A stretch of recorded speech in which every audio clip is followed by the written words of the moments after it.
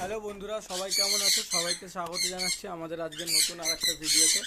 তো আমাদের যে সানকনুরের বেবিগুলো আছে, যেগুলো বড় হয়ে গেছে, সেগুলোকে এখন আমাদের এই ওপেন এভিয়ারিতে ছেড়ে দেবো। তো চলো দেখা যাক ওরা কী করে।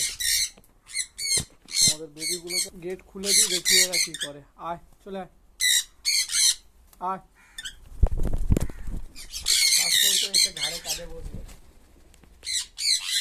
আয়, চলে আয়, সবাই এক এক করে দেখি কী করে।